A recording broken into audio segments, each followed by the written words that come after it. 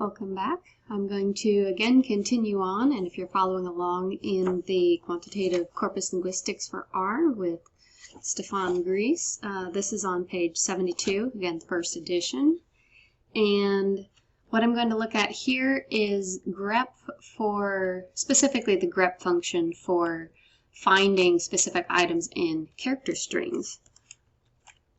You can see that I already cleared my global environment because I had been working with this. And I'm going to create a text character string to work with. We'll say this is a first example sentence. And then we'll do a second. And this is a second example sentence. And we'll put periods on both of these. And so this will give us some overlap in the strings and some that are not overlapped. So here we have our text character string. So what we're going to do with grep is it takes two arguments. The first one is the character string that we're going to look for, and we're going to look for second, and then the vector that we're going to look for it in. So it returns just the number 2. So what that tells us, it's in the second position in this character string. So the second position in the vector. All it tells us is that it's somewhere in this second character string. So if that's what we want, then we're done with that. If we want the actual full vector, not the vector, the character string that second was in, then grep gives us an optional value that comes after text, and the default is false, which is why it gives us just the position. But if we say true, then it will give us the character string that was in that second position. It doesn't actually look for a full word. In other words, of course, it doesn't recognize that second is a word. So say, for example, I'm just going to copy this to make it easier. Say we just look for part of that, echo, and let's keep the value as true. We run that, and it tells us that that string echo can be found in this string right here. If we wanted to run that and we wanted to find out where that string were, we can either leave it as the default or we can put it as false, and we know that it's in the second position in the text character string. It matches only the first place that is true. So let's see, I'm gonna leave everything the same, and something that repeats multiple times is. So let's run this one. This tells us that it occurs in both the first and the second character strings, first and second positions, but we don't know how many times. We just know that it occurred at least once.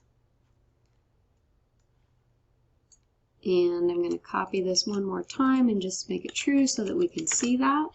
And there we have is and is. Since one of the things that I've been doing is looking at multiple ways of getting at the same thing, and we just looked at subsetting the character string, one other way of doing this is using the string split. So if we used grep and say we got second, this gives us the location.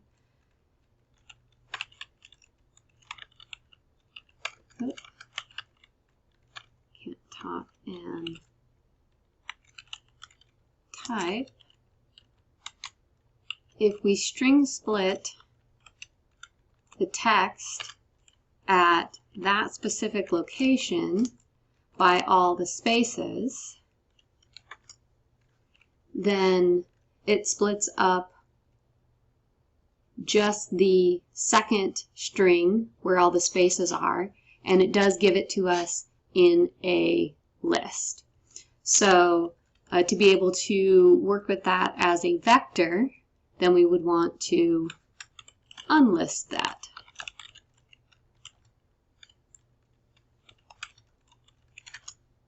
And then there we have it in a single vector. If we wanted to find out in which position in here it is, so I guess it is giving us a little bit different information if we do it this way. Then we can use grep again for second. And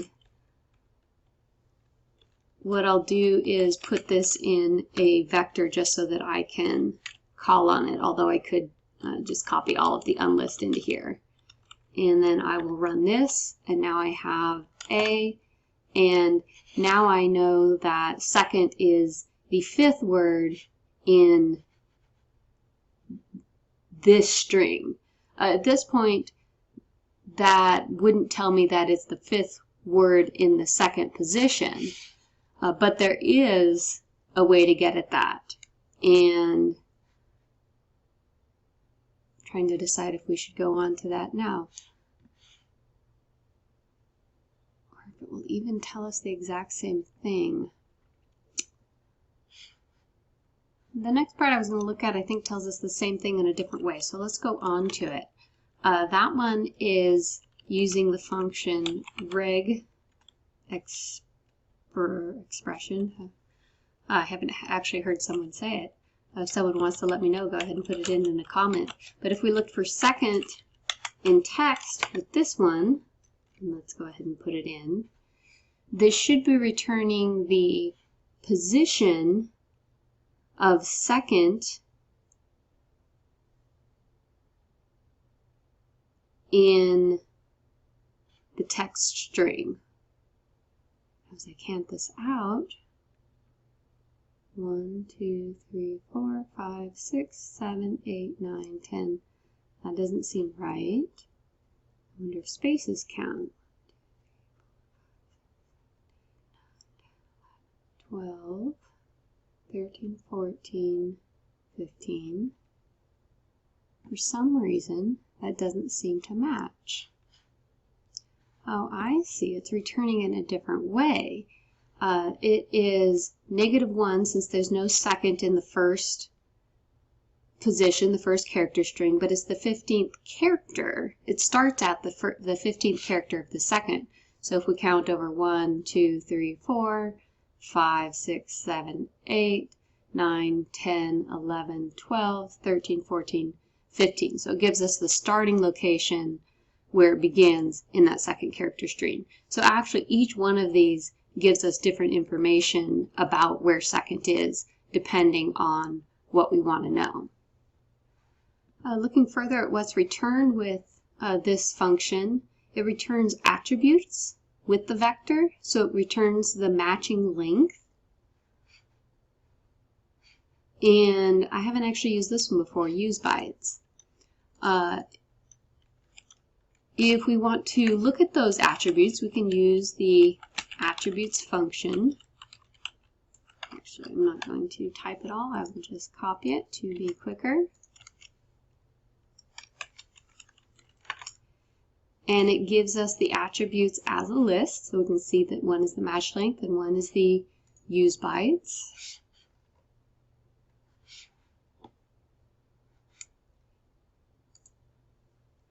And if we want to access just one of those, we can use this function. I'm not going to try to say it. Actually, I should just copy again. And then the second argument is the name of the attribute that we're trying to access. And then that returns the vector. The first one because it doesn't match, and the second one does match. And it has a 6th length because second is 6. I haven't actually found a case where it would match and not be the length of the character string that you were trying to match.